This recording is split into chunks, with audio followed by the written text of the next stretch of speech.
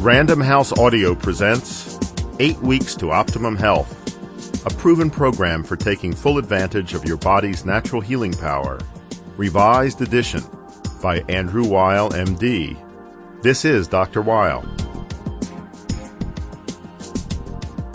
You have in your hands a tool for changing your life, an 8-week program for improving health and accessing the power of spontaneous healing in your body. I will guide you through this program step by step, explaining the changes I will ask you to make in how you eat, how you exercise, how you breathe, and how you use your mind.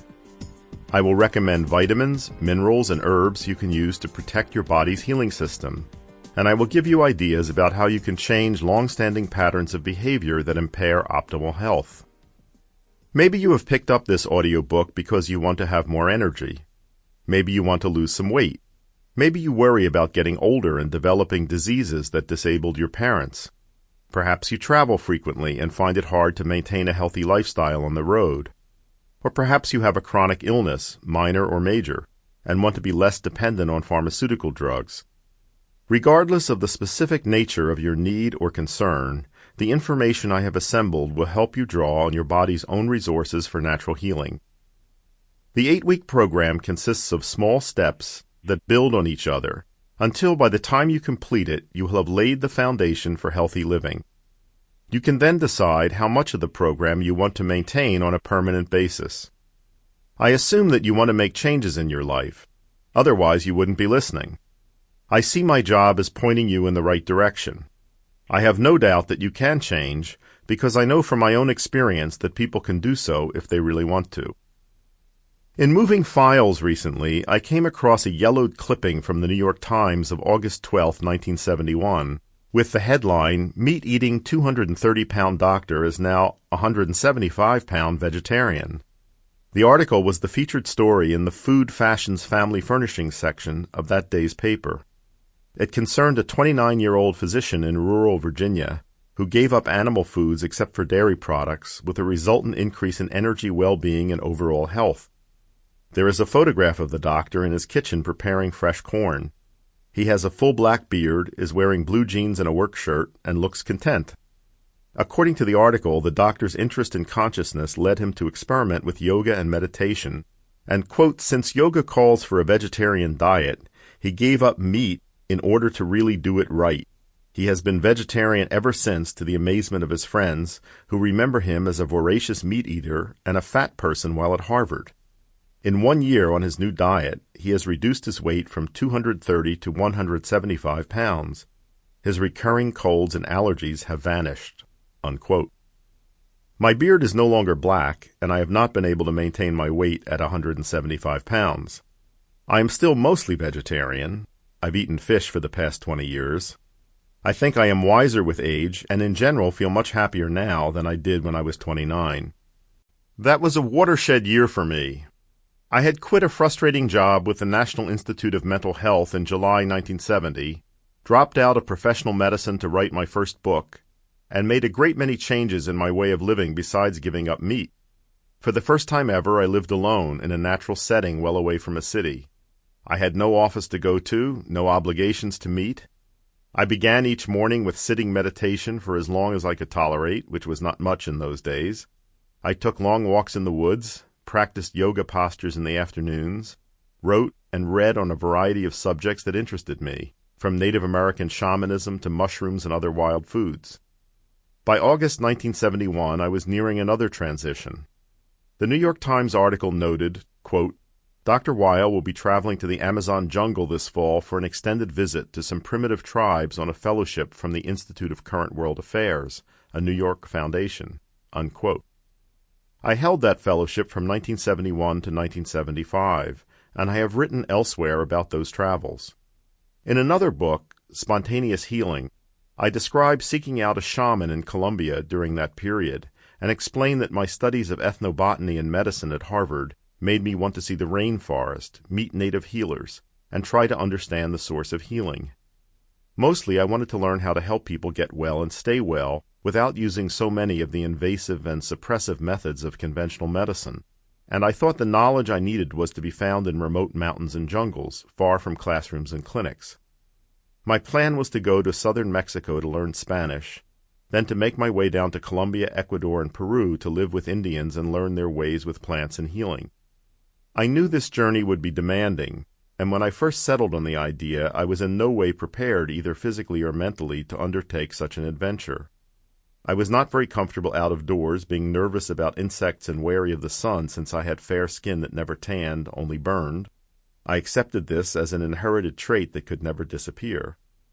Although I was able to concentrate enough to handle schoolwork easily, I was restless, very susceptible to boredom, and craved distraction. I was largely sedentary, hating exercise, and since I also liked to eat, I was overweight. My diet was free-form and thoughtless. While I had no significant health problems, I knew from the way I huffed and puffed climbing stairs that I was not in good cardiovascular condition. I suffered from intense pollen allergies, mostly in the summer, and also had allergic reactions to a number of medications and some foods. Sometimes I would get hives for no apparent reason. On occasion I got bad migraines. So it was clear that I was going to have to change in order to set out by myself for unknown lands and peoples in the Andes and the Amazon basin. Many of my friends could not imagine my doing any such thing, but I was determined to do so because I believed it was the only way for me to become a true physician, one who could work with the healing power of nature. When I think back on all the changes I made in the year before I left the United States, I do not remember them being hard, even though I had to give up lifelong habits and adapt new ways of being. My memories of that year are of much fun and discovery, along with a gratifying sense of accomplishment. When I look at before and after pictures of myself, I am amazed at the difference. Not only did I lose weight and grow a beard, I became aware of my strength and flexibility, got much more comfortable with myself and nature, and even, miraculously, was able to stay out in the sun and tan for the first time in my life. My allergies and headaches disappeared. By the time I got to southern Mexico, I was feeling better than I ever had in my life, full of energy, ready to plunge into unknown waters. My late friend and mentor, Norman Zinberg, a Harvard psychoanalyst, used to keep that photo of me from the New York Times, and a more recent photo, to show those who complained to him that people could not change. His profession was about helping patients give up dysfunctional patterns of thought and behavior, not an easy job. As a physician and director of a university program in integrative medicine, I find myself in the same position. Patients come to me with stories of woe, and instead of giving them magical cures, I tell them they must change their diets, their habits of exercise, their ways of handling stress, even their breathing. I know from my experience as a physician that many of the common complaints that people have these days respond much better to simple adjustments of lifestyle than to taking medicine.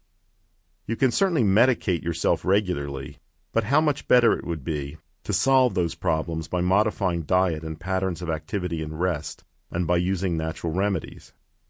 The 8-week program presented in this audiobook gives you all the information you need to do that and more.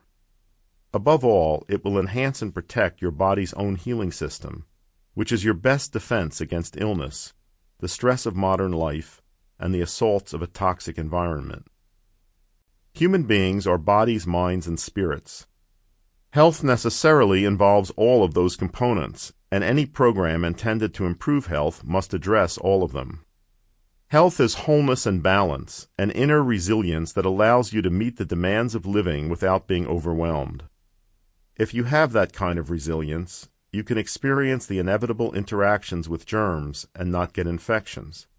You can be in contact with allergens and not suffer allergies, and you can sustain exposure to carcinogens and not get cancer. Optimal health should also bring with it a sense of strength and joy, so that you experience it as more than just the absence of disease. I designed the 8-week program to lead you to that experience and show you how to maintain it. Now, why 8 weeks? In working with patients, I commonly recommend lifestyle changes in addition to natural remedies. My experience is that responses to natural medicine occur more slowly than responses to suppressive drugs. Based on my observations of many patients who have used natural therapeutic agents and changes in lifestyle to control various ailments, I feel that a minimum of 6 to 8 weeks is required for someone to notice the effects of such programs. By definition, Sample complete. Ready to continue?